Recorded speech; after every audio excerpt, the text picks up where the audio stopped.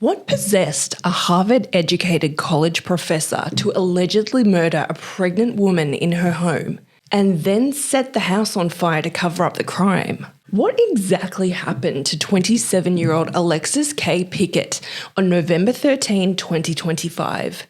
And how did the legal system handle the case in the days that followed? Because here's the thing, she and the college professor, Matthew Sierra, were having an affair, and Alexis was pregnant with their second child. Sources allege that Matthew Sierra was a married man, and he had been pressuring her into aborting the pregnancy, a demand that she refused, before turning up dead. So what's happening here? Did Matthew Sierra kill Alexis Pickett? Let's take a look at what we know so far. Hello everybody, welcome back to 5 Seconds to Sundown. I'm your host Gemma, and if you're new here, this is where I talk about crime and justice, dark history, and the occasional ghost story. Thank you so much for joining me. Please subscribe if you haven't already, and let me know in the comments which cases you'd like me to look into next. Today we're looking into a case that's grabbed headlines across the United States and beyond. It involves a college professor accused of killing his pregnant partner. A house fire investigators say was meant to cover up the crime, charges filed, then dismissed by a judge, and then refiled just days later.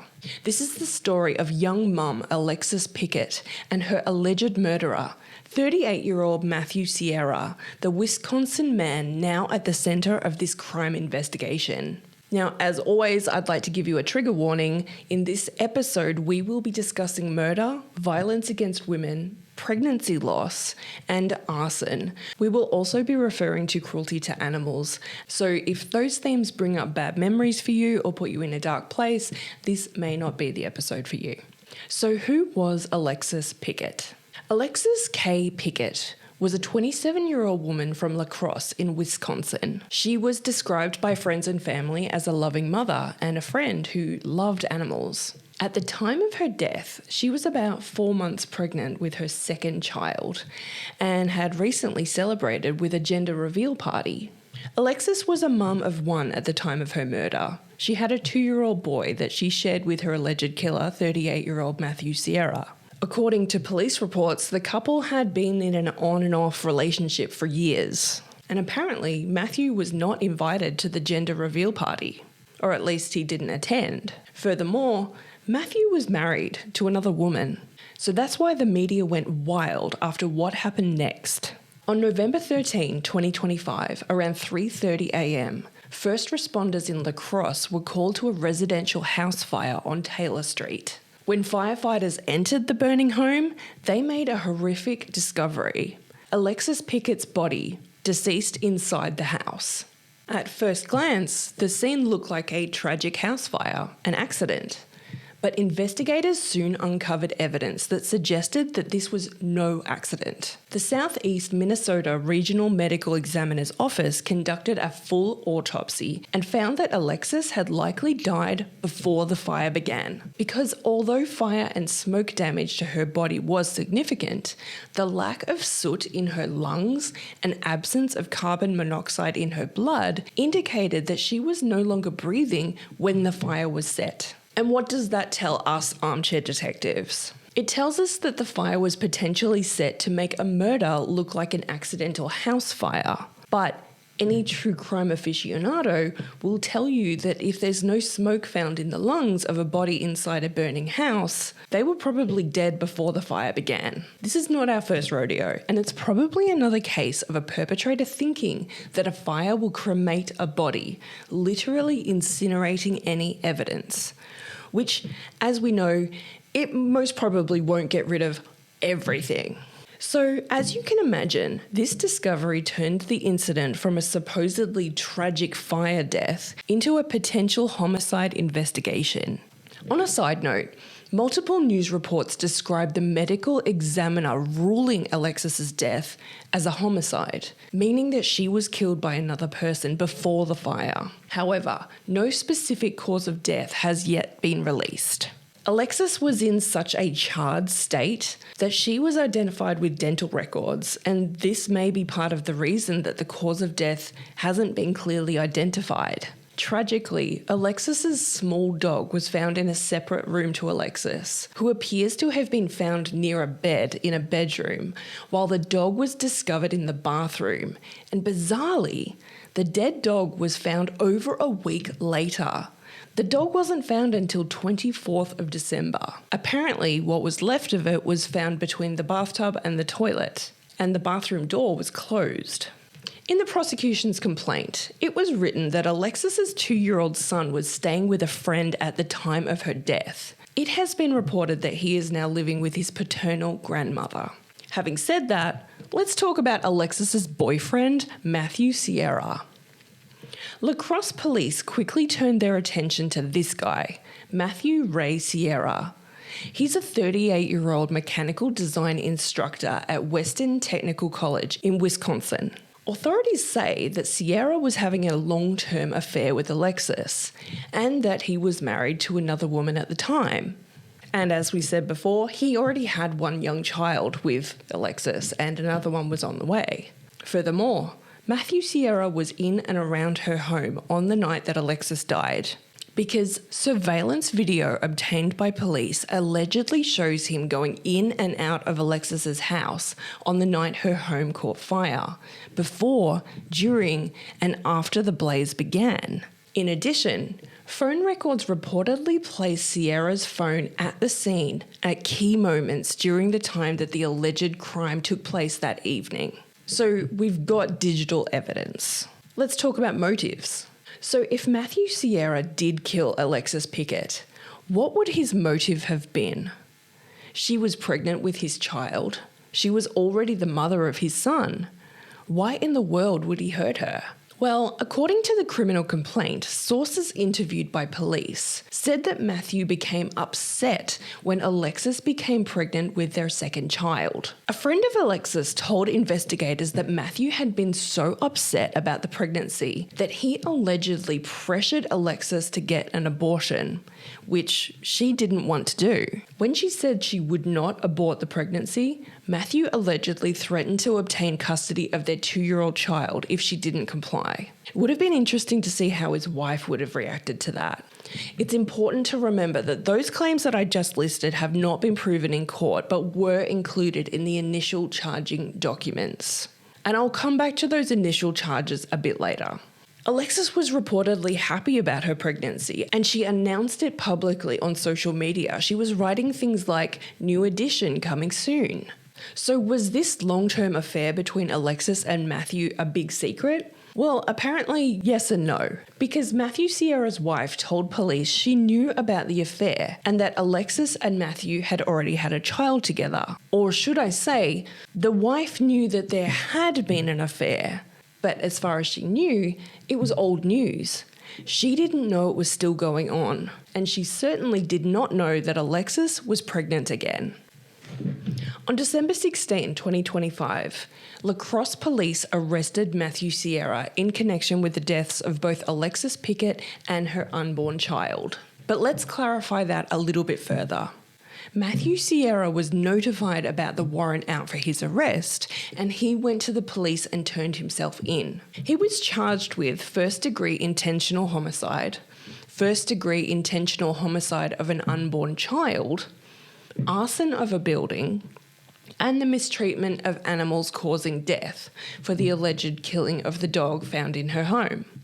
Authorities held Matthew Sierra on a $1 million bond following his arrest, with a preliminary court date scheduled for January 5, 2026. But just days later, on December 23, 2025, in a preliminary hearing, a judge concluded that the criminal complaint submitted by prosecutors had deficiencies that required dismissal. Judge Scott Horn granted the defense's motion largely on the basis that the prosecution had not sufficiently shown probable cause across several elements of the case. And what were they exactly?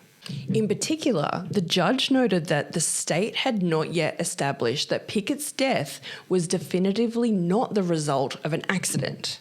the prosecution had not eliminated the possibility of self-inflicted harm or a third party's involvement. So he wants to know, are there any more suspects? And also, apparently, the complaint as filed did not meet the full legal standard necessary to proceed to trial. He needed more information. And because of these gaps, the judge ruled that the complaint had to be dismissed, but with the option for the state to refile charges. So basically he's saying, come back to me when you've got a better case and more information, basically. And that's a key point in this case. This dismissal was not an acquittal. That's important to note. Rather, it's a judge requiring prosecutors to build a stronger case before moving forward, which is fair enough, I guess. And reading between the lines, I feel like the judge is saying, I think you've got a really good case here, but come back to me with more. We can do this. So the state had 72 hours to refile the indictment with additional evidence. And they came through. On December 26, 2025, the La Crosse County District Attorney's Office refiled charges against Matthew Sierra. They updated and expanded the criminal complaint to address the concerns raised by the judge. And I'm going to guess that those were 3 sleepless days for that legal team. The new charges were largely the same as before, but they were accompanied by much more detailed information supporting the prosecution's theory of the crime. According to media reporting, the amended complaint offers additional pages of narrative detail and clarification to fill those gaps identified by the judge. And as of now, Matthew Sierra remains in custody on a $1 million cash bond pending further court appearances. So what evidence has been presented? Well, there's that surveillance video. As I mentioned earlier, police obtained footage placing Sierra at Alexis Pickett's home around the time that the fire started, both entering and exiting the building. Secondly, the findings from the medical examiner. Autopsy results indicate that Alexis Pickett died before the fire began, based on the lack of soot in her lungs and the absence of carbon monoxide, suggesting that the blaze was set after she was killed. I feel like this one is super obvious. Of course it's a homicide. The question is who killed her.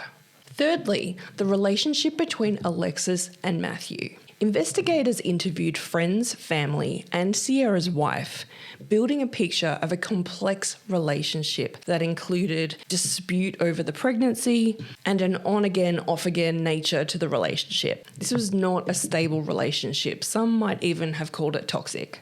And fourth, allegations of child custody threats. Statements included in the original complaint allege that Matthew Sierra told friends and or acquaintances that he would seek custody of their first child if Alexis did not agree to terminate her pregnancy. These details are of course part of the motive theory, probably the biggest motive, but they have not been independently verified in court. So, like I always say, we're just speculating. The new complaint was almost double the length of the first complaint, so it offered a lot more information than the first one did. And this time, the judge accepted it. According to the weau.com website, quote, according to weau.com, quote, on Monday, a La Crosse County judge has denied the motion to dismiss the charges in a homicide case. Matthew Sierra of Genoa is charged with first-degree intentional homicide and other felony charges for the death of Alexis Pickett and her unborn child. Monday in court, during a preliminary hearing, Sierra also pleaded not guilty to the charges and is bound over for trial.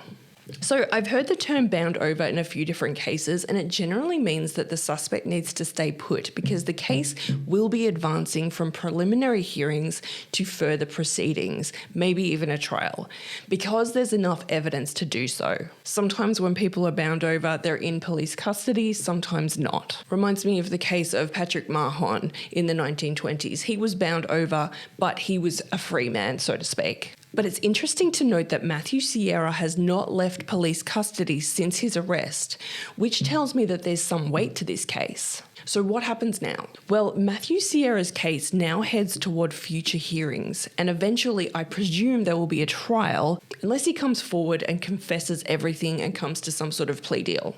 If that doesn't happen, which I'm sure we can all presume it won't, the prosecution will need to prove beyond a reasonable doubt that Sierra intentionally killed Alexis Pickett. Also, they'll need to rule out alternative explanations such as an actual accidental fire or an involvement of another party. Maybe it was a burglar. Could there have been another killer altogether?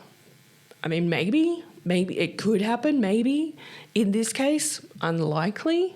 And most importantly, what role did this alleged abortion dispute play in the motive? It'll be very interesting to see how other people speak about his character and whether his own wife will speak in court. I'd be interested to know if she's ever lodged any complaints in the past regarding any domestic violence within their own relationship. Because these are highly sensitive issues involving pregnancy, children, and alleged coercion, Matthew Sierra's defense will almost certainly challenge every single aspect of these charges. They'll probably claim that that part of the story never happened. So text messages, voicemail messages, emails, and other digital evidence will be very interesting to see if the prosecution can manage to uncover any. This case has drawn widespread attention, in part because of the alleged motive involving pregnancy and abortion, which is, of course, a discussion that divides opinions, and in part because it touches on themes of domestic abuse and betrayal. At this very early stage in the case, it's important to recognise the reports from news outlets are based on police complaints and allegations, not convictions. Those will hopefully come later. Maybe they won't. We'll have to wait and see. As of now, while charges have been refiled, Matthew Sierra's guilt or innocence has not been proven in court. Therefore, the principle of innocent until proven guilty applies throughout. But we still have a murdered woman, so the hunt for justice will continue. The murder of Alexis Pickett is a tragic and complex case that reminds us how family relationships can become deadly and how justice requires patience, process, and painstaking attention to evidence and procedure. While that happens, Alexis's family and friends will be mourning her loss. So what else will emerge as this case unfolds? Only time will tell. As always, if you'd like updates as this case develops, please subscribe to the channel and comment. Also hit the bell so you don't miss the next chapter, because I'm going to be keeping my eye on this case. Until next time, everybody, I will see you all at sundown.